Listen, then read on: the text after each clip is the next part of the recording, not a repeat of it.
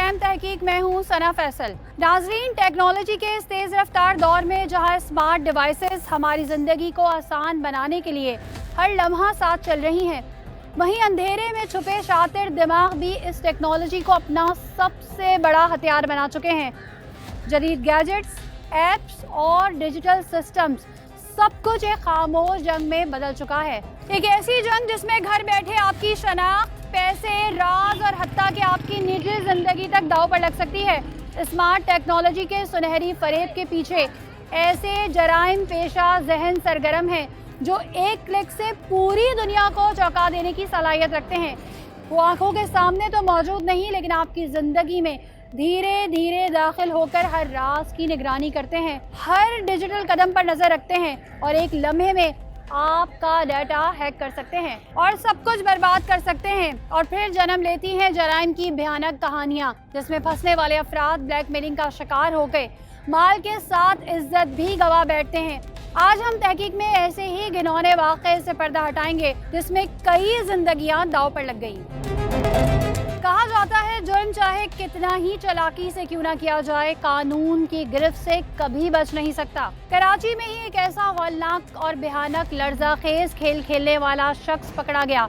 एक ऐसा शख्स जो बज़ाहिर बेरोजगारी की दुहाइयां देता, मजलूम और मजबूर बनकर सामने आता, मगर पसे पर्दा इसका असल चेहरा हैबतनाक था। ये शख्स खवातीन के मोबाइल फोन्स पर मुख्तलिफ लिंक्स भेजता। जैसे ही कोई लिंक खुलता, शुरू होता एक शैतानी अमल। खामोशी से मोबाइल का डेटा चोरी कर लेता, नंबर्स निकाल लेता, तस्वीर और ज़ाती मालूमात तक रसाई हासिल करने के बाद खवातीन को ब्लैकमेल किया जाता, निजी तस्वीर के जरिए दबाव डाला जाता, नाजायज मुतालबात किए जाते, इनकी इज्जतों को डरा धमका कर रौंदा जाता और इनकार की सूरत में गैर अखलाकी वीडियोस बनाकर सोशल मीडिया पर वायरल करने की धमकियां दी जाती।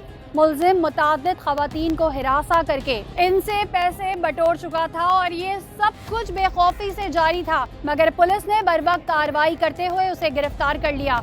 मुकदमा दर्ज हुआ और दौराने तफ्तीश जो बातें सामने आई उन्हें सुनकर हर कोई हिल गया कि क्या कोई इंसानियत को रौंद कर सारी हदें पार कर सकता है। आइए तहकीक में आगे बढ़ते हैं और जानते हैं ऐसे जुर्म को जो जदीद टेक्नोलॉजी की आड़ में किया गया।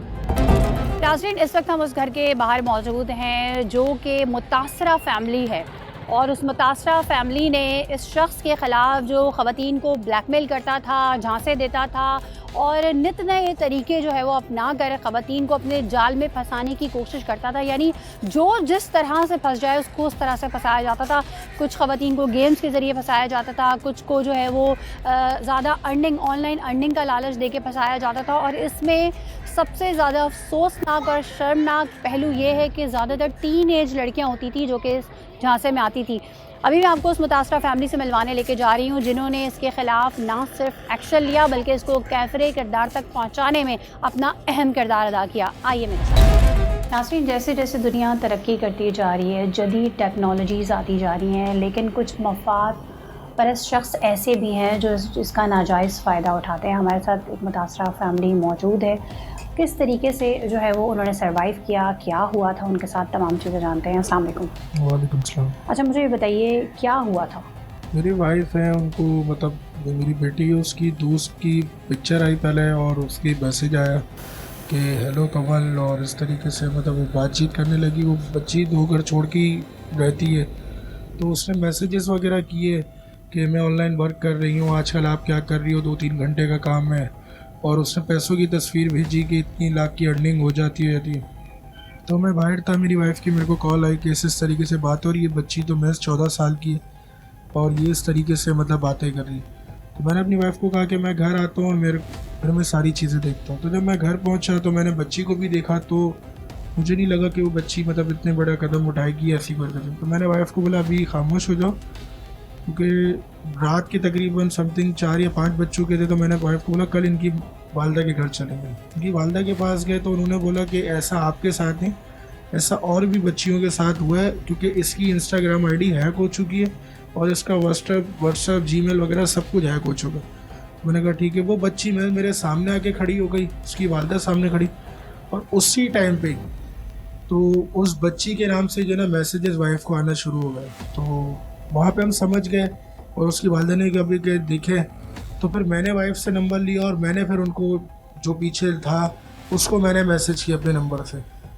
तो मेरे पास जो वॉइस आई वो इस तरीके की वॉइस आई कि पागल हो गए हो, दिमाग ख़राब हो गया, कहीं और जाके ट्राई करो। और वहाँ पे मतलब वाइफ से वो लड़की बन की बात कर रहा और मुझसे लड़का बन के वो असल चेहरा उसने मेरे सामने शो कर दिया। वहाँ पे फिर मैंने देख लिया कि मतलब ये कोई लड़का ये पीछे और ये ट्रैप करने की कोशिश कर रहा है, मतलब वाइफ को गलत मतलब उस पर लेके जा रहा है। तो मैंने फिर ऐसे जो ईदगाह हफीज़ अवान साहब की नॉलेज के अंदर ये सारी चीज़ डाली। तो फिर सर ने मेरे को कहा कि ना कि जौड़ जाने से बेहतर है, क्योंकि वो वाइफ को बार बार कन्विंस कर रहा था कि पर्सनल मिले, मैं आपको वर्क समझा दूँ, पर्सनल मिले वर्क।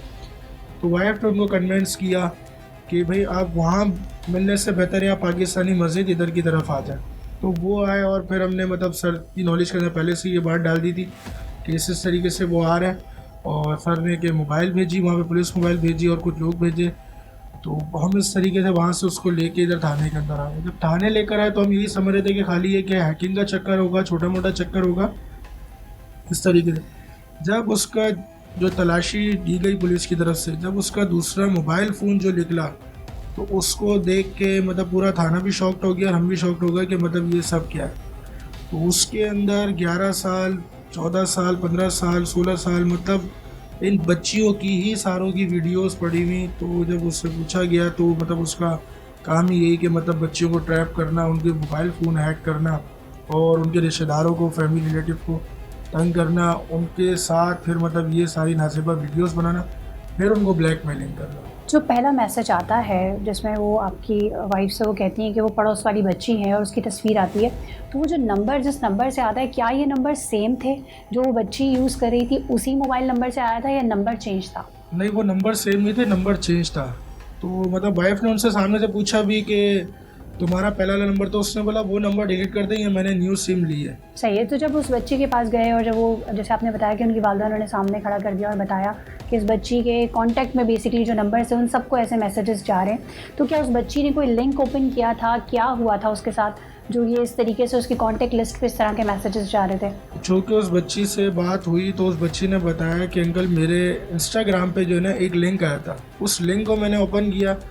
तो उस लिंक को ओपन करते साथ ही जैसे आजकल वो ऑनलाइन जो वेबसाइटें आ गई हैं इस तरीके की, तो वो बोला वो गेम आने लग गया, वो मैंने गेम खेला तो वो 1000 या 1500 रुपये की मेरे को अकाउंट के अंदर अर्निंग हो गई। जब वो अर्निंग हुई तो एक एप्लीकेशन और आ गई, उसको मैंने अलाउ किया, 3 दफ़ा उसको अलाउ के ऑप्शन आने लगा। जब मैंने अलाउ किया ना तो मेरी जितनी भी गैलरी की, जीमेल की, स्टोर वो टिकटॉक के वगैरह बनी थी, जो मेरी अपनी पर्सनल भी चीज़ें थी ना, वो सब मतलब स्टोरी पे लगना शुरू हो गई, फेसबुक पे लगना शुरू हो गई, स्टोरियों पे लगना शुरू हो गई। सही है। तो उसके बाद उसने क्या किया? उसके बाद उन्होंने मतलब अपनी उस बच्ची के मुझे बकौल के उसने अपनी वालदा को बताया और उनकी वालदा जो है मतलब उनको सदर लेके गई और उन्होंने मतलब पूरा मोबाइल उसका रीसेट करवा दिया और ये सब कुछ ख़त्म करा दिया। लेकिन उसके बावजूद स्टोरीज लग रही थी, पासवर्ड्स वगैरह चेंज किए थे ऐप्स के?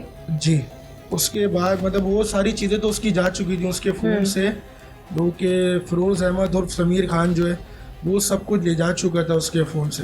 फिर उन्होंने देखा मतलब और बहुत से जो उसके कॉन्टैक्ट से उसके अंदर उसने बहुत जगह ट्राई किया, तो बच्चियों को वो बच्ची पहले ही बता चुकी थी कि इस तरीके से मेरा फ़ोन हैक हो चुका है, तुम्हें कोई मैसेजेस आए तो कोई रिस्पॉन्स नहीं देना। तो उसको अंदाज़ा नहीं था कि मतलब मेरी वाइफ को भी इस तरीके से, क्योंकि वो मेरी बेटी की दोस्त है, तो उसको अंदाज़ा नहीं था कि मतलब मेरी वाइफ को मैसेजेस आएंगे और ये आएंगे। तो उसने यहाँ पे ये मैं बात नहीं बताई थी और इस तरीके से हमने मतलब उसको, मैंने भी वाइफ को वो कहा कि आप इसको प्रॉपर तरीके से इसको बुलाओ, इससे बात करो और इसको बुला के यहाँ पे बाहर तकमील तक पहुँचाते हैं। चाहिए नाज़रीन, इस चीज़ के लिए ये फैमिली भी तहसीन की हकदार है, क्योंकि उमूमी तौर पर लोग डर जाते हैं, लोग कहते हैं भाई पराए फड्डे में हम क्यों टांग अड़ाएं, हमें एक अननोन नंबर से मैसेज आ रहा है और वो जिसने भेजा है वो नहीं है तो भाई ब्लॉक करो, हम क्यों पुलिस, थाने, कचहरी और इन चक्करों में पड़े। लेकिन उसके बावजूद इन्होंने ये बोल्ड स्टेप उठाया और ये यहाँ तक आए और इस चीज़ की जो है बाकायदा जो है इन्होंने FIR, जो शिकायत थी, पहले कंप्लेन दर्ज कराई, फिर उस शख्स को अरेस्ट किया गया और ये तमाम चीज़ें हुई। और ये बेसिकली इनके इस कदम से वो बहुत सारी बच्चियाँ बच गईं जो कि इस शख्स का अगला शिकार होनी थी। और जिस तरह से उन्होंने बताया कि उस लड़की को ट्रैप करने का अंदाज़ डिफरेंट था, यानी 14 साल की बच्ची थी तो उसका माइंडसेट कुछ और था। तो उसको पहले जो है वो एक लिंक भेजा, उस लिंक को उसने ओपन किया तो उस पर कोई गेम था, जिस गेम में आपको लालच दिया गया कि अगर आप ये गेम खेलोगे और जीतोगे तो आपको इतने पैसे मिलेंगे। और सिर्फ ये लालच नहीं दिया गया, जब उसने बच्ची ने वो गेम खेला तो उसके अकाउंट में कुछ पैसे आए।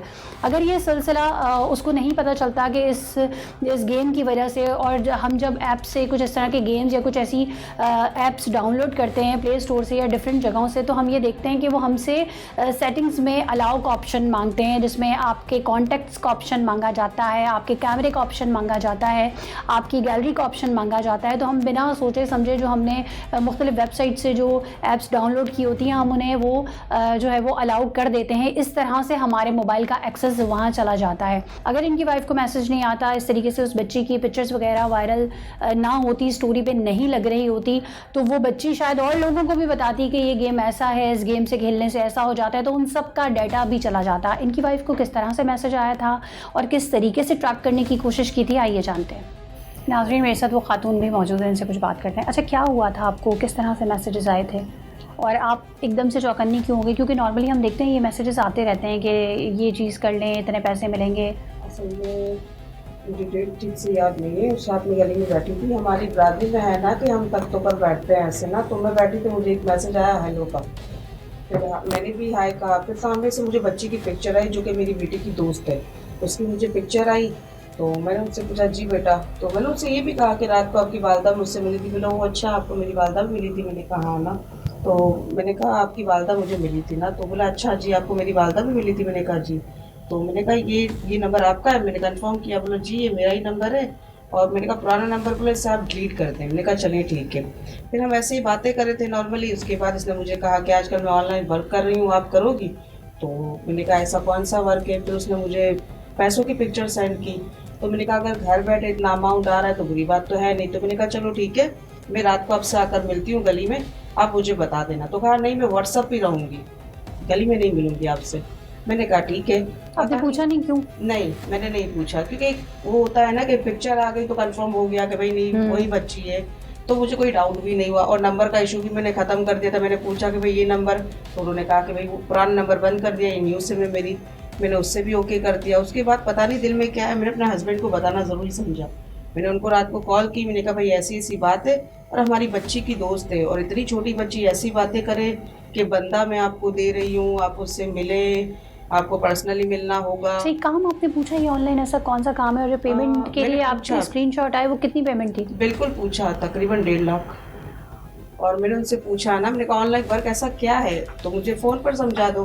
बोला नहीं आपको पर्सनल मिलना होगा, वो बंदा आपको समझाएगा, 2 से 3 बार आपको मिलना होगा, वो आपको समझा देगा। तो मैंने अपने हस्बैंड को कॉल की, उनको बताया, सारी सिचुएशन बताई। मैंने कहा ऐसी ऐसी बात है, बच्ची बहुत छोटी है, मैं 13-14 साल की बच्ची है। तो कहा ठीक है मैं घर आकर बात करता हूँ। वो घर आई, मैंने तफसीली सारी बात बताई, पूरी चैट उनको दिखाई। वो खुद परेशान क्या क्या। तो मेरे हस्बैंड ने मुझे बताया कि रात को, जैसे कल रात को हम चलते हैं उनके घर, अभी जाना फजूल है, रात के 4:30 बज गए। नॉर्मली ऐसा होता है जब इस तरह की चीज़ें होती हैं ना, तो फैमिलीज ये करती हैं कि अपनी बच्चियों को मना कर देती हैं कि भाई इस बच्ची से बात ना करो, ये किस किस्म की बातें कर रही है। वो इस उसमें जाते ही नहीं है गहराई में कि इसके पीछे मामला क्या हैं। असल में जाना भी ज़रूरी था, क्योंकि एक तो मेरी बच्ची की दोस्त थी, मेरी बच्ची भी है माशाल्लाह 13 साल की, मेरी अपनी बच्ची है। तो एक माइंड सेट होता है, बच्चा इतना आगे तक नहीं बढ़ता। मेरे घर में 2 बेटियां हैं माशाल्लाह, एक 13 साल की, एक 11 साल की। मुझे पता है मेरी बच्ची की दौड़ कहाँ तक है। सही। अच्छा, आपको क्या लग रहा था, आप उस वक्त मशकूक हो गई थी, आपको लग रहा था कि ये बच्ची कुछ गलत राह पे चल पड़ी है? एक सेकंड के लिए लगा था, क्योंकि आज का जो वक्त चल रहा है ना तो काफ़ी फास्ट जा रहा है। बच्चियाँ कहाँ से कहाँ जा रही है वालिदैन को पता ही नहीं होता। सही। आप यही कॉन्सेप्ट लेकर उनसे मिलने गई? ठीक है, यही मैंने माइंड में रखा कि अगर ऐसी बात है तो उनके वालिदैन को पता होना चाहिए बच्ची किस ट्रैक पे जा रही है। तो उस हिसाब से फिर रात को हम उसकी वालदा से मिलकर आए। बच्ची मेरे फेस टू फेस खड़ी और मुझे मैसेजेस आ रहे हैं। मेरे हस्बैंड ने कॉल की तो वहाँ से कोई जेंट्स की आवाज़ आई कि आप पागल हो गए हो, कहीं और ट्राई करो, ऐसा ना। तो कंफर्म हो गया। हस्बैंड ने जो कॉल की वो क्या कह के की कि मैं कौन हूँ? मेरे हस्बैंड ने उनसे ये कहा कि आपने मुझे मामू बिरयानी के, हमारे वहाँ मशहूर है, आके मामू बिरयानी के वहाँ आपने मुझे नंबर दिए थे, पिंक सूट में आप बड़ी अच्छी लग रही थी। तो डायरेक्टली उन्होंने मर्दानी आवाज़ में कहा ना कि आप पागल हो गए हो, कहीं और ट्राई करो भाई, ये रॉन्ग नंबर है, ऐसा कहकर उन्होंने कॉल कर। सही है। तो ये कंफर्म हो गया ये किसी आदमी का नंबर है? हो गया ये किसी आदमी का नंबर है ना। तो उसके बाद हमने कंटिन्यू रखना ज़रूरी समझा। मैंने और मेरे हस्बैंड ने बैठ के सलाह की कि अब करना क्या है, क्योंकि जब पता चला कि 4 और बच्चों के स्क्रीनशॉट वो बच्ची मुझे दिखा चुकी थी। सही। अच्छा, उन 4 बच्चियों को किस तरीके से ट्रैप कर रहा था? उनको भी गेम के जरिए कर रहा था या उनका भी डाटा हैक हो गया था? कर रहा था क्योंकि डेटा तो हैक कर चुका था वो दुआ का। डेटा हैक हो चुका था, उसमें सारे कॉन्टैक्ट लिस्ट उसके पास जा चुकी थी। सही। और वो जो और 4 बच्चियां थी उनका भी डेटा हैक कर चुका था? उनका डेटा हैक नहीं किया, व्हाट्सएप नंबर तो उसके पास आ गया ना। जब वो एक बच्ची का डेटा हैक कर लिया, उसमें पूरा कॉन्टैक्ट लिस्ट उसकी आ गई, तो सबके नंबर आ गए उसमें। सही। तो वो सबको 1 बाय 1 मैसेज कर रहा था कि जो भी हाथ लगे, जिससे बात हो जाए, जो मेरे हाथ लग जाए, जो मेरे काम की हो जाए। उसे ये पता नहीं था, उसे यही लग रहा था 13-14 साल की लड़की है तो आराम से मेरे झांसे में आ जाएगी। उसे ये नहीं पता था कि मैच्योर औरत से बात कर रहा है। बच्ची उस वक्त किस डर खौफ का शिकार थी? बच्ची, यकीन करें, बच्ची की कंडीशन ऐसी थी कि रोजाना उसे एक ड्रिप लाजमी लग रही थी। बच्ची इस कदर खौफजदा थी क्योंकि उसे मैसेजेस आ रहे थे ना, कहाँ मर गई, क्या कर रही हो, कॉल पे क्यों नहीं आ रही, या मैसेज का जवाब क्यों नहीं दे रही। बच्ची वो नहीं एक्सेप्ट कर रही थी उसको।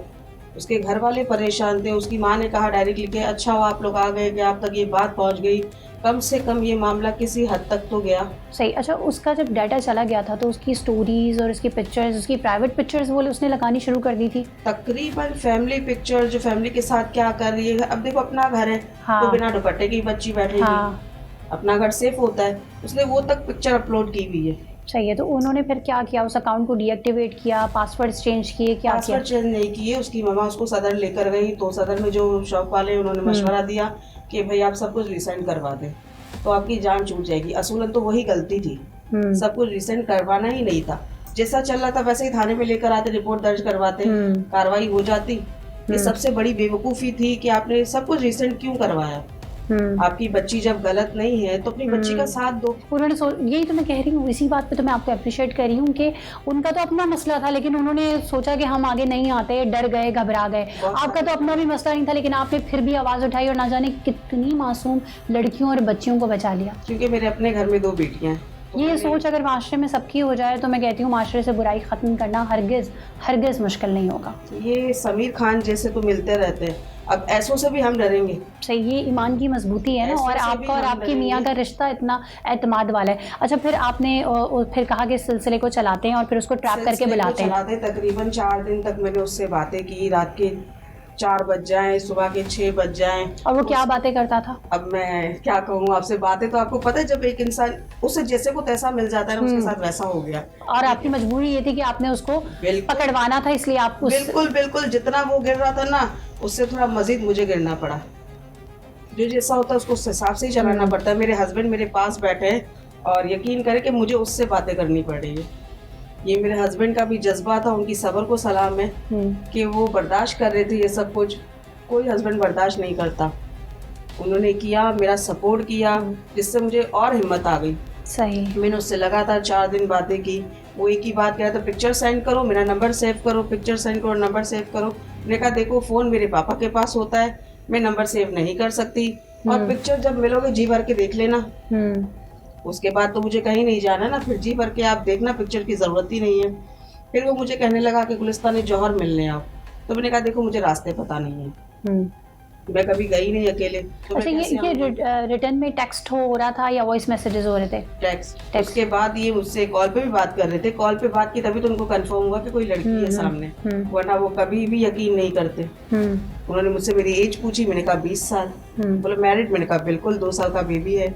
और उससे कंफर्म ये हो गया कि मैंने उससे ये कहा कि भाई मेरे हस्बैंड से मेरे ताल्लुकात अच्छे नहीं हैं, हम साथ नहीं रहते, मैं अपने पेरेंट्स के घर पर हूँ, हस्बैंड अलग है, डिवोर्स तक नौबत आ गई है। तो उसे ये हो गया कि नहीं, अच्छा शिकार है, हस्बैंड से बात है नहीं और फैमिली के साथ रह रही है, तो इजी हो जाएगा इससे बात करना। कितने दिन तक आपने ये बात की? मुसलसल 4 दिन। और वो मुसलसल 4 दिन एक बड़ा अजीब सा ट्रॉमा होगा। एक यकीन करें, ऐसों को अगर इस तरह से पकड़वाना है ना, तो उसे मजबूरी या डर खौफ ना समझे, एक फन समझे। उसके साथ ऐसा मजाक करे कि ज़िंदगी भर वो याद रखे, और वो मुझे ज़िंदगी भर याद रखेगा। और कोशिश करूँगी कि ऐसे 10 भी आएंगे ना, वो भी मुझे ज़िंदगी भर याद रखे। सही। अच्छा, फिर 4 दिन तक चैट हुई, वीडियो कॉल भी हुई, उसको जब यकीन हो गया तो फिर कहाँ जगह डिसाइड? मैंने उससे वीडियो कॉल पे बात नहीं की। नहीं, ऑडियो कॉल पे बात की। क्योंकि वीडियो कॉल करती मेरा फेस शो हो जाता, जो कि मुझे करना नहीं था। सही। ऑडियो कॉल पे बात हुई। ऑडियो कॉल पे बात हुई, कंफर्म हो गया कि सामने से भी कोई लड़की ही बात कर रही है। फिर मैंने मना कर रहा था कि मैं इसने मिलने नहीं जैसे आ रहा। इसने आपसे जब चैट स्टार्ट की थी तो लड़की बन के की थी, पड़ोस की बच्ची बनकर। ये कब रिवील हुआ कि मैं कोई लड़का हूँ और ये तमाम चीजें हैं? भाई ये ऐसा हुआ कि वो कह रहा था कि इंस्टा आईडी सेंड कर रहा हूँ, आप उस बंदे से बात कर ले। तो मैंने कहा देखो मैं इंस्टा नहीं चलाती, फेसबुक नहीं चलाती, ठीक है, डायरेक्ट जो भी बात है व्हाट्सएप पे बात करो, मुझे नंबर सेंड कर दो उस बंदे का, मैं खुद बात कर लूंगी। बच्ची बन के बात कर रहा था ना, मैंने उससे यही कहा, मैंने कहा बेटा उस लड़की का नंबर सेंड करो, मैं व्हाट्सएप पे उससे डायरेक्टली बात करती हूँ। मैंने कहा इंस्टा और फेसबुक मुझे समझ नहीं आता ना। तो बोला ठीक है, नंबर फौरी तौर पर मेरे पास आ गया। सही, अब कोई और नंबर आपके पास आ गया, उसी का अब मेरे भेजा पास हुआ दो नंबर हो दो गए। नंबर एक वो बच्ची का हो गया, हाँ। एक जो मुझसे बात कर रहा है वो हो गया। और बज़ाहिर दोनों एक ही आदमी थे। एक ही आदमी थे। वो समझ रहा था कि वो मुझे फंसा रहा है, लेकिन उसकी किस्मत खराब थी। शेर को सवा शेर। सही को सवा से। फिर थोड़ी सी बातें हुई, उसके बाद इसने मुझे कहा कि मैं जिस बच्ची का नाम नहीं लेना चाहूँगी, कहा कि उस लड़की से मैं ये नंबर वापस ले रहा हूँ, ये व्हाट्सअप वापस ले रहा हूँ। मैंने कहा क्यों? बोला कि है ना अब उसे यूज़ नहीं करना, अब उसे काम भी नहीं करना, तो मैंने व्हाट्सअप वापस ले लिया, अब हम इस नंबर से भी बातें करेंगे। मैंने कहा कोई मसला नहीं। और मैंने उसे ये भी कहा, मैंने कहा इस बच्ची को बीच से हटा दो। मैंने कहा वर्क हम दोनों को करना है ना, तो किसी तीसरे की क्या ज़रूरत है आपको, मैं हूँ ना। तो बोला ठीक है। उसके बाद मेरे एरिया से किसी बच्ची को कोई मैसेज नहीं गया, जब तक मैं उसके लिंक में थी, उससे बातें कर रही थी, किसी को मैसेज नहीं गया। अब यकीन करके अब ये अंदर है तो अभी तक ना किसी को एमएमएस गया, ना मैसेज गया, ना कुछ। सही है, एमएमएस भी भेज रहा था ये? बिल्कुल, ब्लैकमेल कैसे करेगा, एमएमएस भेज के ही करता है ये। सही। अच्छा, वो फॉर्जरिंग थी, लाइक बनाई हुई पिक्चर्स थी या वही प्राइवेट पिक्चर्स थी जो किसी के भी मोबाइल? देखिए कुछ तो हमारी माओ का मसला ये होता है ना कि आज की जो माँ है ना वो खुद में ही रहती है। माँ जो उनको फोन से फुर्सत नहीं मिलती, उनको यही नहीं पता हमारा बगल में बैठा हुआ बच्चा देख के आ रहा है। सही है, बच्चा ये सोच रहा मैं पब्लिक तो नहीं कर रहा लेकिन बना तो रहा हूँ, मैं हर मोमेंट को एंजॉय कर रहा हूँ। बिल्कुल। और माशाल्लाह आजकल की औरतें लड़कियां इतनी तरक्की कर रही कि टिकटॉक पर उनकी वीडियोस देखो तो हमें खुद को शर्म आने लगती है ना। तो उनको वो अपने तरीके से यूज करता था, एडिटिंग करता था, कोई एक भी पिक्चर मिल जाए। और माशाल्लाह आजकल एडिटिंग इतनी अच्छी हो रही है कि आपको असल और नकल में इस बात की भी शाबाशी है, बाकी कहीं दिमाग नहीं चलेगा। सारे गलत कामों में दिमाग चलेगा। मुल्क के यहाँ पर आके हमें मार के भी चले जाएंगे, सब कुछ हो जाएगा, उनमें दिमाग नहीं चलेगा कि आगे जाके मर्दों की तरह काम करें। ये पीछे छुप के औरतों वाले काम करेंगे ये लोग सारे। सही। अल्फाज थोड़े कड़वे हैं। हाँ, नहीं बिल्कुल सही है। अच्छा, फिर उसके बाद क्या हुआ? मिलने के लिए जौहर बुला रहा था, फिर आपने कहा जौहर बुला रहा था, मैंने उसे मना कर दिया। मैंने कहा देखो पहली बात तो मुझे रास्ते पता नहीं है और मैं इतनी दूर आ भी नहीं सकती। मैंने मुश्किल से पापा को मनाया है कि भाई मुझे मिलने जाना है, अपने दोस्तों के साथ जा रही हूँ। ऐसे करके फिर वो मना करता गया। फिर एक दिन संडे का दिन आया ना, तो उसने कहा मैं आ रहा हूँ मिलने। तो फिर कुछ इश्यूज हो गए तो उसने कहा मैं नहीं मिल पा रहा।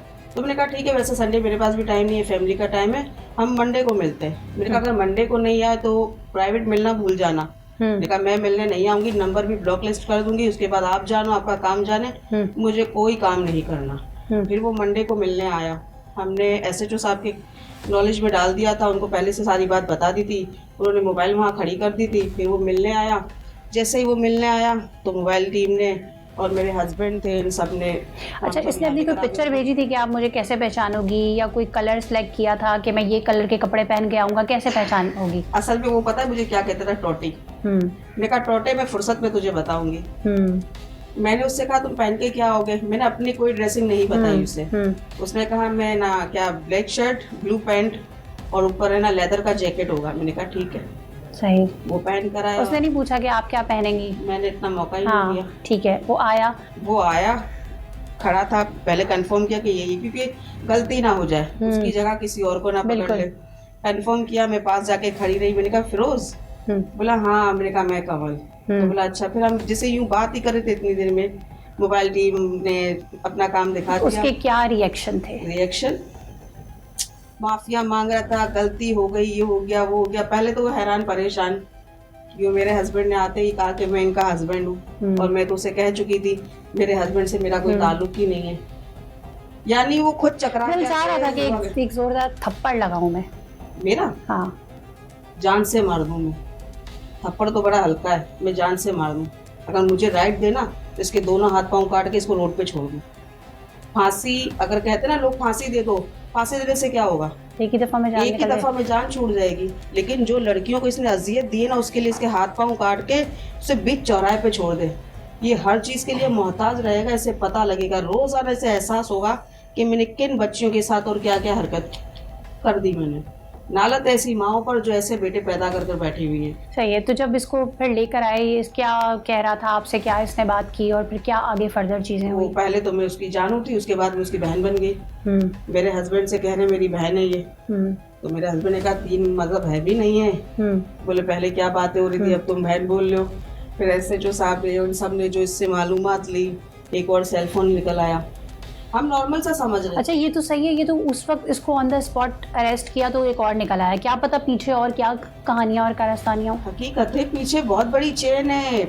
ये हम सिर्फ सोचे कि एक बंदा है, लेकिन ये एक बंदा नहीं है। एक बंदा कभी इतना बड़ा काम नहीं कर सकता। आप अभी इंटरव्यू ले रहे हैं, एक बंदा मेरे सामने खड़ा है, एक मेरा बैक साइड खड़ा है, एक मेरे सामने बैठा है, इतने लोग बैठ के इंटरव्यू ले रहे हैं ना, तो सिर्फ कैमरामैन खड़ा। सही है। और इसके पीछे भी एक अलग टीम है, ये जाएगा, एडिट होगा, इसके हेडर्स लगेंगे, टिकर्स लगेंगे, ग्राफिक्स होगी, PCR ऑन एयर करेगा, बहुत सारी चीजें हैं बहुत सारी चीजें हैं। ये तो नॉर्मल से नॉर्मल बंदा होगा ना, वो कहते हैं कि जो जिसने कभी स्कूल देखा भी नहीं होगा ना, वो बंदा भी यही कहेगा कि नहीं भाई ये अकेले का काम नहीं है। इसने कुछ बताया कि ये अकेला कर रहा है या कौन है इसके साथ? अभी तक तो यही कह रहा है कि भाई साथ कोई नहीं है। अभी तक यही कह रहा है कोई साथ नहीं है। अब आगे इंशाल्लाह कोशिश है पुलिस की, वो अपनी मेहनत पूरी कर रहे हैं। बाकी ये है कि SHO साहब ने हमारा बड़ा सपोर्ट किया। एक ही बार में जब हम यहाँ पर आए, उन्हें सारी सिचुएशन हमने बताई, वो फौरी तौर पे उन्होंने एक्शन दिखाया। अच्छा, जिस बच्ची की पिक्चर आई थी और जिस बच्ची के नाम से उसने शुरुआत की थी, उस फैमिली का आप क्या कहना है? उस फैमिली को मैंने गवाह के तौर पे रखा है, उसकी वालदा को, क्योंकि जब ये सब कुछ मैंने किया, मैंने उसकी वालदा की नॉलेज में भी डाला था, क्योंकि मैं एक बरादरी से ताल्लुक़ रखती हूँ, ठीक है, और मुझे बरादरी को भी जवाब देना है। अल्लाह ना करे मेरी कोई ऐसी चैट सामने आ जाए कि भाई मैंने लड़के से ऐसी बातें की, तो क्या होगा कि मेरा कैरेक्टर भी खराब है या मैं उस लड़के से मिली भी हूँ, 1000 बातें हो जाती है। औरत पर तो कहते हैं मर्द सब कुछ कर कर आ जाए फिर भी वो पाक साफ है। औरत अगर एक इतनी सी भी गलती करेगी, ना भी की होगी, तो ना भी की होगी, इल्जाम पे आएगा। सही। आप उन बच्चियों को क्या मैसेज देना चाहती हैं जो बिला सोचे समझे सोशल मीडिया का इस्तेमाल करती हैं और कोई भी रैंडम फिशिंग लिंक्स वगैरह हैं उनको क्लिक कर देती हैं, क्या कहेंगी उन्हें? पहले तो मैं ये कहूँगी बेटा अपने दिल से लालच को निकालो। एग्जैक्टली सही है। अगर तुम्हारे नसीब में है तो वो कहीं नहीं जाएगा, घर बैठे भी तुम्हें मिल जाएगा। ऐसे फालतू लोगों की बातों में आने से बेहतर है जो चीज़ तुम्हारी चाहत है वो अपने घर वालों को बताओ। वालिदैन किस लिए है, वालिदैन को बताओ कि हमें ये चीज़ देनी है, ये करना है, वो करना है, वो करेंगे ना पूरी। जब तुम्हें 50,000 का सेलफोन दिला सकते हैं तो वो बाकी चीज़ें पूरी नहीं कर सकते तुम्हारी। फिर ये गेम्स की लिंक्स को ओपन करना, ये सब कुछ क्यों? और मैं ये भी कहूँगी कि बेटा टिकटॉक पर पाबंदी रखो। ये इतनी 13 साल की बच्ची ID बना के टिकटॉक छोड़ रही है ऐसे ऐसे गानों पर। इन्हीं चीज़ों से ऐसे जो समीर खान जैसे लोग हैं ना, उनको मौका मिलता है। सही। हम खुश होते हैं हमारी बच्ची टिकटॉक बना रही है, इस गाने पे डांस कर रही है, तो ये खुश होने का नहीं, फ्यूचर बर्बाद होने का नतीजा है। सामने फ्यूचर दिख रहा है कि किस हद तक जा रहा है। बहुत शुक्रिया आपका नाज़रीन।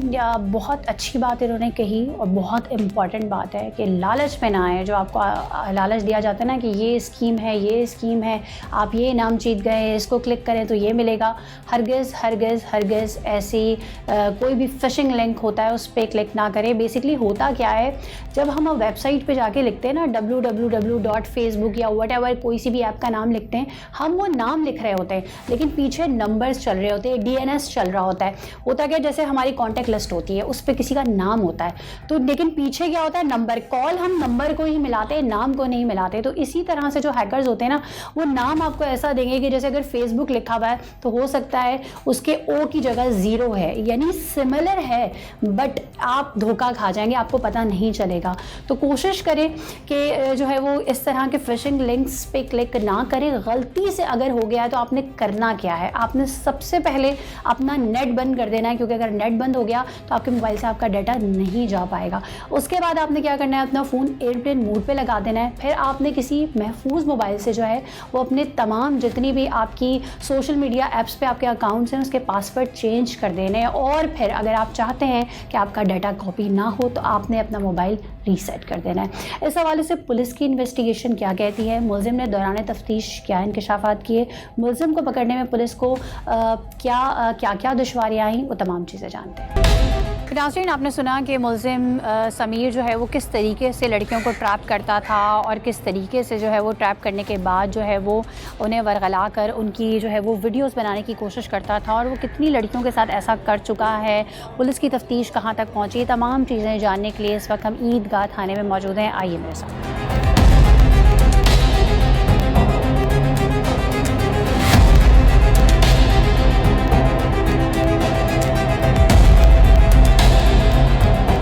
नाज़रीन, इस वक्त हमारे साथ SHO ईदगाह हफीज़ मोहम्मद अवान साहब मौजूद हैं। आपके टाइम का बहुत शुक्रिया।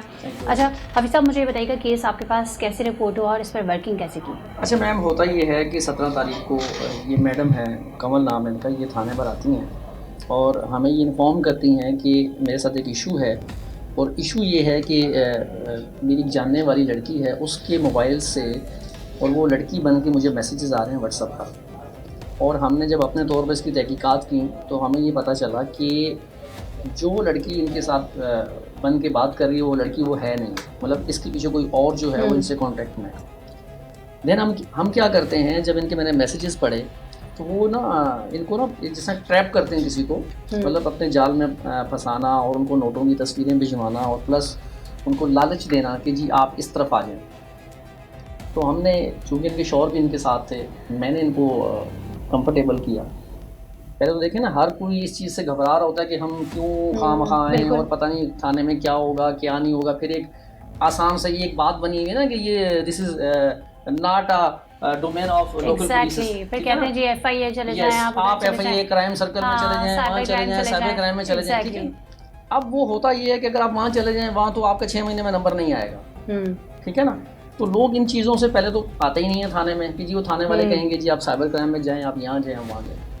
लेकिन जब मैंने इनको सुनने के बाद, देखिए कानून में कुछ चीज़ें ऐसी हैं जो हमारी डोमेन में आती हैं, बिल्कुल। तो मैंने ये मुनासिब समझा बजाय इसके कि ये फैमिली सफ़र करे और जो भी इसके पीछे है, जो इनको थ्रेट कर रहा है, जो इनको गुनाह की तरफ लेकर आ रहा है, ठीक है, और जो इनसे जो है अननेसेसरी अपने मकासद को हासिल करना चाह रहा है, तो वो हम उसको ट्रैप करें। एग्जैक्टली। तो हम करते ये हैं कि इनके हस्बैंड से भी हम एक प्लान करते हैं, हम ये कह रहे हैं, वो इनको ना बार बार फोर्स कर रहा था कि जी आप डेटिंग पर आएँ, मेरे साथ जो है ना डेट पर आएँ और हम मिलेंगे, उसके बाद दैन डिसाइड करेंगे। बहुत अच्छा काम है, बड़ा शार्ट काम है, बड़े ज़्यादा पैसे हैं, इनको पैसों की तस्वीरें अलग से वो बार बार सेंड कर रहा था। हमने ये कहा कि जी बजाय इसके कि चूँकि वो हमारी जुरिडिक्शन नहीं है, हम कहीं और ना जाएं, हम इस तरह करते हैं कि हम उसको यहाँ बुलवाते हैं। सही। मैंने और इनके शौहर ने हमने आपस में प्लान किया कि भाई आप जिस तरह से उनसे बात कर रही हैं उसको बिल्कुल कंफर्टेबल करें ताकि उसको बिल्कुल शक ना हो और वो ये समझे कि मछली जाल में फंस गई, ठीक है, और उसको आपने यहाँ बुलवाना। अच्छा, कुछ दिन ये मेहनत हमारी चली, उसके बाद वो बिल्कुल जो है ना इनसे सेटिस्फाई हो गया और सेटिस्फाई होने के बाद वो प्रॉपर यहाँ। अच्छा, इस तक भी ना हमारे दिमाग में वो चीज़ें नहीं थी कि भाई ये इस लेवल की कोई कहानी होगी। हमारे दिमाग में ये था कि ये कोई है, कोई इसने कुछ किया होगा और ये करके ना छोटा मोटा जो स्कैंडल बना के लड़कियों को जो फंसाते हैं, इस तरह का होगा। अच्छा, हम उसको थाने में लेकर आते हैं। अच्छा, जब हम उससे इंट्रोगेशन शुरू करते हैं मैम, सबसे पहले तो वो ना तरह तरह की एक ड्रामेबाजी, पहले तो वो नाटक कर रहा था कि आई एम इनोसेंट, मैं बिल्कुल मासूम हूँ, मुझे किसी चीज़ का पता नहीं है सर। अच्छा, 20 तो उसने आवाज़ें चेंज करनी शुरू कर दी। अच्छा। हाँ, कंप्लेनर के सामने कभी किस आवाज़ में, कभी किस आवाज़ में वो बात कर रहा था हमारे साथ। क्यों? मतलब कि ये लगे कि ये बिल्कुल इनोसेंट है, ये बिल्कुल मासूम है, इसको कुछ पता ही नहीं। समझ वो आप ये समझ लेना कि भाई जिस तरह को मेंटली डिस्टर्ब किस्म का बंदा है, वो ये शो करना चाह रहा था, ठीक है ना। तो वो मतलब इस चीज़ों को शो करना चाह रहा था। अच्छा, फिर भी हम जो थे ना, हम बिल्कुल रिलैक्स में कहा चलो जो लीगली कार्रवाई जो बनती है वो हम करेंगे और इसको जो है ना वो प्रॉपर वे में लेके चलेंगे। अच्छा मैम, हम उसको जब सर्च करते हैं, पहले उसने एक मोबाइल निकाला, वो मोबाइल उसका बिल्कुल, फिर उसने 2 मोबाइल रखे हुए थे, एक साफ़ सुथरा और एक पूरा गंदा। अच्छा, जब दूसरे मोबाइल को हम ऑन करते हैं, उसमें से जब उसकी जब हम प्राइवेसी में जाते हैं, 20 लड़कियों के कॉन्टैक्ट्स, 20 लड़कियों की फाश वीडियोस और लिंक्स, जिससे जो है वो लोगों को उनकी आईडीज़ जो हैक करता है। अच्छा, मैंने उससे पूछा, मैंने कहा ये नहीं है, आम बंदे को चीज़ की नॉलेज है ही नहीं, इसमें क्या है। मैं उससे ये पूछ रहा हूँ कि यार ये तुमने ये रखा, ये क्या है, और तुम बताओ कि तुम क्या कर रहे हो, तुम इस तक तुम्हारे पास इसके कॉन्टैक्ट्स कैसे आए। तो जिस तरह जो पुलिस का तरीक़ाकार होता है, उसको प्रॉपर तरीके से हमने जब उसको इंट्रोगेट किया तो उसने खुलना शुरू किया। फिर उसने बताया कि बोला सर वो ये वो, और मैं फिर उसने बताया कि जी सोशल मीडिया अकाउंट को तो छोड़ें, मैं हर किसी की जीमेल आईडी तक हैक कर लेता हूँ। उसके पास कुछ लिंक ऐसे हैं जो आपने क्लिक करने हैं, और कुछ ऐसे हैं जो आप जैसे सीन करेंगे तो आपकी आईडी हैक हो जाएगी। ओके। फिर हमने कहा कि भाई आप ये वीडियोस ये तुम्हारे पास कैसे आई? अच्छा, पहले हम ये समझ रहे थे कि दाएं बाएं की वीडियो, जब हमने उसको गौर किया तो वो इसकी अपनी वीडियो, मतलब हर वीडियो में ये खुद इन्वॉल्व है। ओके। मतलब ये फिर इसने कहा कि जी सर वो मैं लड़कियों को बुलाता हूँ। भाई कहाँ बुलाते हो आप? वो जी मैं गेस्ट हाउस है गुलशन में, वहाँ मैं बुलाता हूँ। काम क्या करते हो? काम में कुछ नहीं करता। भाई जब आप काम नहीं करते, आपका कोई आमदनी का जरिया नहीं है, आप वहाँ गेस्ट हाउस में 10-10, 20-20 हज़ार रुपये कैसे खर्च करते हैं? ठीक है ना। किसी भी लड़की को अगर आप गेस्ट हाउस में एज ए गेस्ट भी लेके जाएंगे। सही। अच्छा, लड़कियों को क्या कह के बुलाता था फिर? उन्हीं की पिक्चर्स वीडियोस दिखाकर, प्राइवेट पिक्चर्स। सुने, ये क्या करता था पहले, जब उनसे चैट करता था ना, तो उनको आपने जब लालच दे दी, ठीक है ना, किसी भी चीज़ की, लड़कियां ट्रैप हो जाती हैं। क्योंकि बच्ची हैं, उसमें ज़्यादातर जो वो हैं वो कम उम्र बच्ची हैं, 16 साल 17 साल। आपको देखिए टीन एज होती है। इसमें जो है बच्चा हो या बच्ची हो, उसको इतनी नॉलेज नहीं होती, ना ही उसको इतनी समझ होती है। तो ये उस टीन एज का फ़ायदा उठाता था। थोड़ी सी शुरू में उसको अर्निंग कर दी, 10,000 भिजवा दिए। ये देखें, अब जिस तरह ये गेम जो है उसमें जब जाता है, जब आप गेम को क्लिक करते हैं तो थोड़े से शुरू में आपको पैसे मिलते हैं उसमें। जैसे ही आपको पैसे मिलते हैं, आप कहते हैं तो बड़ी अच्छी गेम है, फिर आप उसकी मजीद उसमें आगे जाते हैं। और जब जैसे आप आगे जाते हैं, आपकी तमाम चीज़ें आहिस्ता आहिस्ता आप अपनी चीज़ें हैकर को दे रहे होते हैं। मतलब ये प्रॉपर एक बेहतरीन किस्म का, जिसको आप कहेंगे ना, बेहतरीन किस्म का हैकर है। और इसके पास इतने लिंक हैं, इसका पूरा एक फोल्डर है जिसमें सारे लिंक्स हैं। तो इसने ये बताया कि जो ये जो खातून थी, इनको जो बुलाया था इसने, उसका क्या प्लान था आगे फर्दर? वही प्लान था। वो कहता है जी मेरा प्लान ये है कि मैं लड़कियों को पहले ट्रैप करता हूँ, ट्रैप करने के बाद मैं उनको अपनी बताई हुई जगह पे लेके जाता हूँ। ट्रैप करने के बाद वहाँ ले जाकर मैं उनकी फाश वीडियोस बनाता हूँ, देन उसको ब्लैकमेल करता हूँ। सही। और तो लड़कियाँ मान जाती थी आसानी से? देखिए मैम, होता ये है कि ना, बच्चियाँ ना, अब देखिए आप किसी को जब लालच दे रहे हैं, अब देखिए एक सबसे बड़ा मसला ये है, अगर कोई यंग बच्ची है, खुद भी ये यंग है, 25 की एज है, तो ये सबसे पहले देखिए बहुत सारे झांसे हैं। पैसों का झांसा, शादी का झांसा, दोस्ती का झांसा, जो जिस झांसे में आ जाए, जिस झांसे में जो आ गई है उसको वहाँ फिट कर लेते हैं। सही। अच्छा, आपने पूछा कि जो लिंक्स थे, ये खुद कोई डेवलपर है, ये खुद से बनाता है, क्या करता है, तालीम कितनी है इसकी, बैकग्राउंड क्या है, यही इसी शहर में रहता है, कहीं और से आया? एजुकेशन तो इसकी चेंज हो रही है ना। फर्स्ट डे इसने कहा मैं उसका क्या नाम है, इंटर पास हूँ। 2 दिन के बाद इसने कहा मैं मैट्रिक हूँ। और कुछ दिन पहले से मीडिया को जो इंटरव्यू दी, उसमें ये बन गया बिल्कुल प्राइमरी क्लास का बच्चा। ठीक है, जबकि ऐसा नहीं है, पढ़ा लिखा है। और देखिए आईटी में अगर कोई इतना एक्सपर्ट है तो ये इम्पॉसिबल सी बात है कि वो पढ़ा लिखा नहीं है। अच्छा, जो इसके फ़ोन जो मिले, उसमें जो नंबर ये यूज़ कर रहा है, क्या वो नंबर सिम्स इसी के नाम पे रजिस्टर्ड हैं या वो इंटरनेशनल नंबर्स हैं या क्या है? देखिए इसने मुख्तलिफ अपनी आईडीज़ बनाई हैं, इंस्टा की आईडीज़, फेसबुक की आईडीज़, टिकटॉक की आईडीज़। और वो सेम नाम से हैं, सेम पिक्चर्स हैं या फेक हैं? सब फेक है। फेक आईडीज़ इसने बनाई, उस फेक आईडी के जरिए लोगों से आई कॉन्टैक्ट में आता है।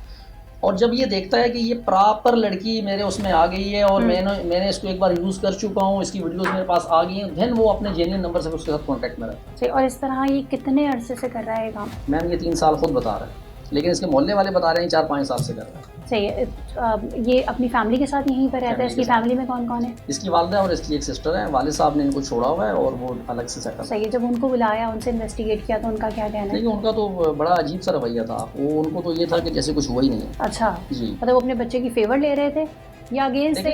जो ये कहे कि जी वो, जब हमने इनको जब वीडियो दिखाई, कंप्लेनर भी मेरे साथ थी, इनकी जब मम्मी आई, मैंने उनको, देखिए हर माँ को ये लगता है ना कि मेरा बेटा बेगुनाह है और पुलिस उसके साथ ज्यादती कर रही है। सही है। ऐसी वीडियो देखने के बाद तो पहले लानत मलामत की जाती है। वो ऐसे होता है ना, वो जैसे मेरे पास आई तो पहले जो रोना धोना जो होता है कि जी मेरा बच्चा बेगुनाह है, ये है वो। मैंने कहा देखें आपका बच्चा बेगुनाह नहीं है, मैं आपको प्रूफ दिखा रहा हूँ आपके बच्चे के। अच्छा, देन मैंने मोबाइल से जब उसकी वीडियोस दिखाई तो उनकी वर्डिंग्स ये थी कि ये तो देखे ना, ये तो खुद से सब कुछ करवा रही। अब जो माँ अपने बेटी के लिए ये गए और पराई बच्चियों के लिए ये गए कि ये तो खुद से सब कुछ है और ये सब कुछ ऐसे हो रहा है, ये देखें ये 2000 और 3000 वाली। सही। तो वो भी इसका मतलब है कि बेनिफिट्स ले रहे थे, जो वो पैसे इस तरीके से ब्लैकमेलिंग से कर रहा था। बात ये किसी की अर्निंग का कोई है ही नहीं है, आपको अर्न है ही कहीं से नहीं। आप इतनी बड़ी बड़ी ऑफर कैसे करेंगे? अगर आपको पुलिस पकड़ लेती है और आप फिर ऑफर में आते हैं तो कहाँ से आता है? अच्छा, कहा यह जा रहा है कि इसने लाहौर से किसी से 5,000 रुपये के ज़रिए एक लिंक जो है वो ट्रांसफ़र करवाया और उस लिंक को ये लोगों को भेजा करता था और उस पर ट्रैक करता था। इसमें कितनी हकीकत और सच्चाई है और इसका बाई ताल्लुक़ कहाँ से है और उर्दू स्पीकिंग है या लाहौर का, चूँकि ये जिक्र कर रहा है तो कहीं और का रहने वाला है? मैडम ये लाहौर का कोई रहने वाला नहीं है, ये उर्दू स्पीक है, ये गुलिस्तान जो राबिया सिटी का रहने वाला है, इसकी बाई बर्थ से इधर रहता है। अच्छा, जो ये कह रहा लाहौर से मैंने लिंक लिया, देखिए लाहौर से अगर आप लिंक लेंगे तो एक आध लिंक लेंगे ना, आपका मोबाइल क्यों भरा हुआ है लिंक्स से, और आपके पास हर तरह का लिंक है, मतलब हर आईडी के लिए डिफरेंट लिंक्स हैं आपके पास। अगर आपकी सोशल मीडिया में देखें, मैंने अगर आपकी व्हाट्सअप को हैक करना है उसके लिए अलग लिंक है, मैंने अगर आपकी जीमेल आईडी को हैक करना है उसके लिए अलग लिंक है, मैंने आपका इंस्टा का अकाउंट को हैक करना है उसके लिए अलग लिंक्स हैं। तो इतने लिंक्स आपके पास कैसे है? कुछ लिंक्स ऐसे हैं जो आपने क्लिक करने हैं, कुछ लिंक ऐसे जो बगैर क्लिक किए ही आप उसकी आईडी को हैक कर लेते हैं।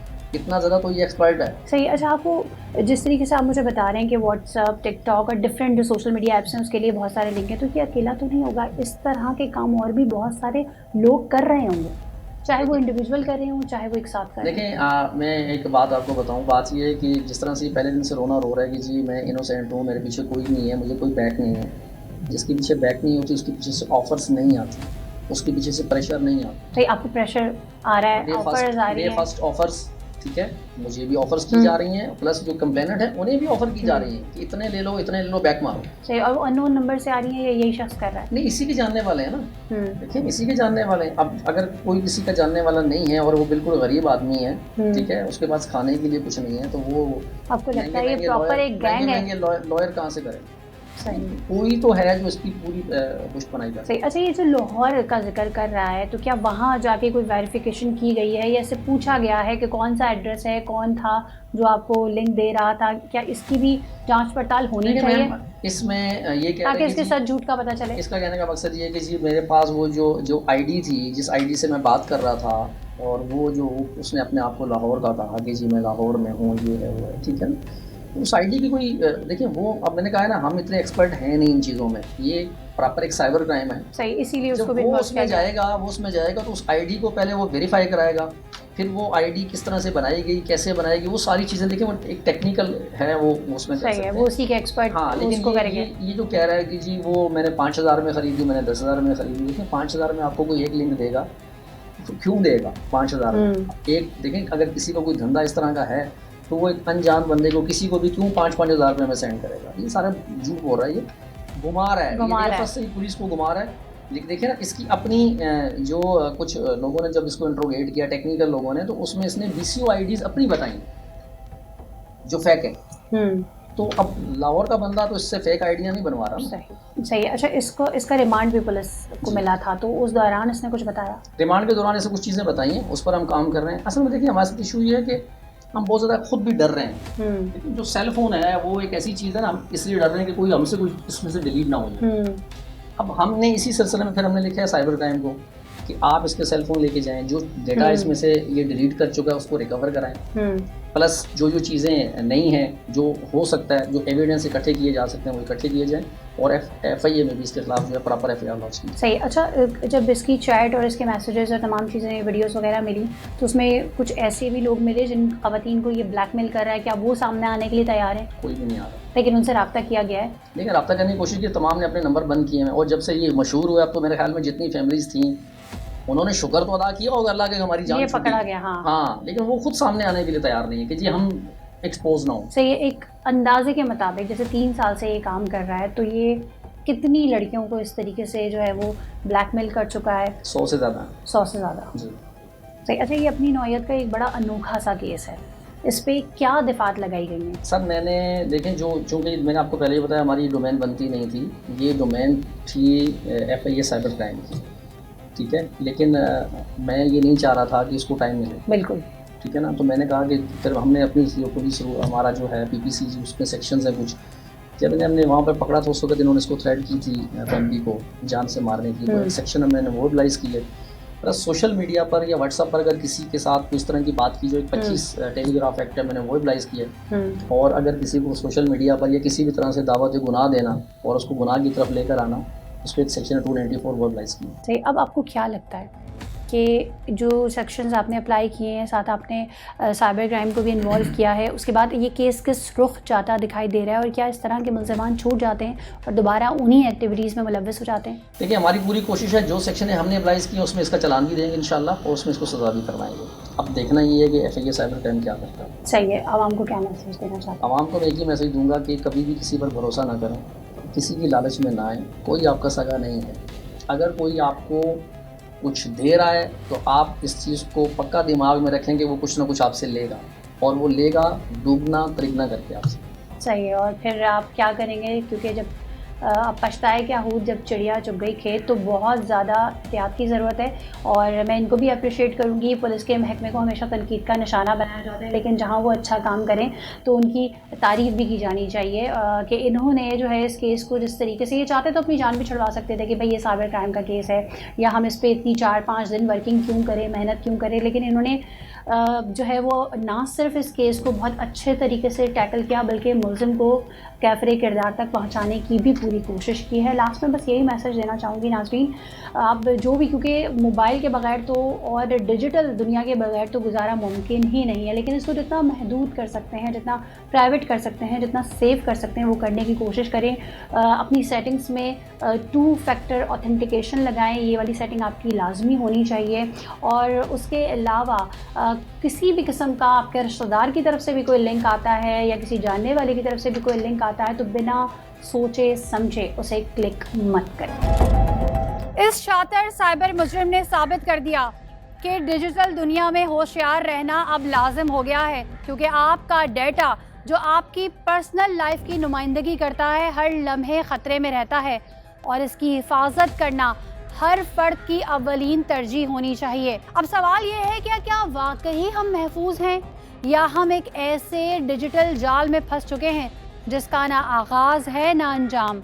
एक ऐसा जाल जहां हर क्लिक पर, हर सोशल मीडिया पोस्ट और हर ऑनलाइन ट्रांजैक्शंस पर शातिरों के लिए खुली दावत है। हमारी ऑनलाइन हिफाजत सिर्फ टेक्निक या पासवर्ड की बात नहीं बल्कि शऊर और होशियारी की जंग है जिसको जीतने में हमारा ही तहफ़्फ़ुज़ है। ये वाक़या एक वाज़ेह वार्निंग है कि हर लिंक, हर शेयर और हर डिजिटल कदम सोच समझकर उठाना लाजमी है, क्योंकि ख़तरा हर लम्हा हमारे इर्द गिर्द मौजूद है और हमारी निजी ज़िंदगी में लम्हों में घुस सकता है। याद रखें, कुछ बातें नज़रअंदाज नहीं की जा सकती। इन्हीं में हमारी हिफाजत, हमारी निजी ज़िंदगी और हमारा मुस्तक़बिल छुपा है, क्योंकि ज़ाहिर हर चीज़ नहीं बताता और सच हमेशा नज़र नहीं आता। सना फैसल को इजाज़त दीजिए, फिर मुलाकात होगी किसी नए राज, नई कहानी और नई तहकीक के साथ। अल्लाह हाफ़िज़।